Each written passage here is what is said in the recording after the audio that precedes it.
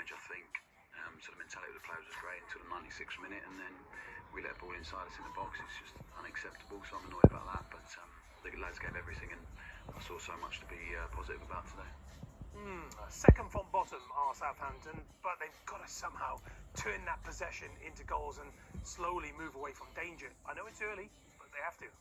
It is early, and it is hard to judge them, but we're seeing much of the same. And I know Russell Martin is getting frustrated with that.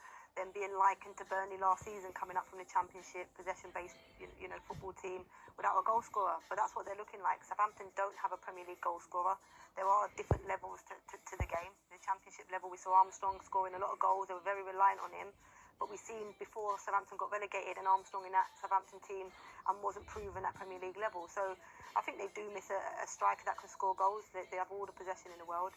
But look, they concede 3 goals, and there are vulnerabilities in that back line. Don't you have to almost come to terms with being in the Premier League as well, Ash? And also, maybe Russell Martin needs to adapt, because we know he likes having a lot of the ball. But surely, if you have every intention of staying in the Premier League, you've got to be able to mix it up. 100%. I think that's the markings of a good manager, isn't it? Because he's got his ideal style of play, which is great, and I think that your team needs an identity.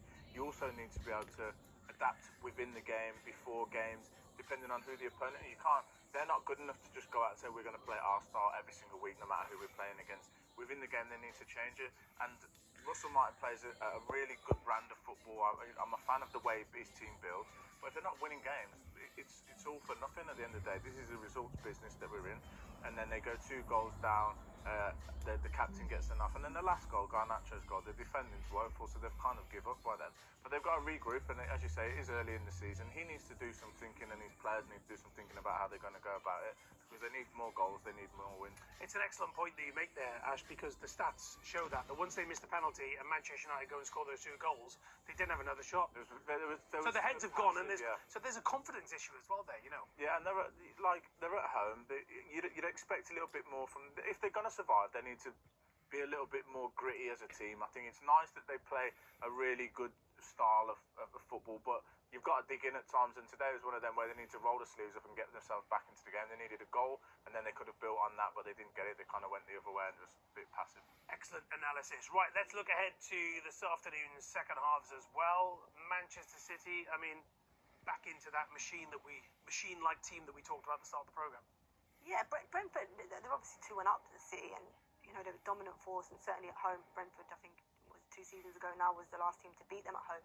But they actually started really well. They got an early goal, Brentford, in those transitions where Pep likes to leave 1v1 defending. I think at time Bizza for Brentford was very good in those moments, and Bremer on the right-hand side. But when you've got a man like Haaland in your team, there's no stopping him. As I said, he's lost for words at times to describe the type of player he is and the machine he is in front of goal. But he scored, again, 2 really fantastic goals. Yeah, wonderful. We're back underway, and there's no stopping Leicester City, John Bennett.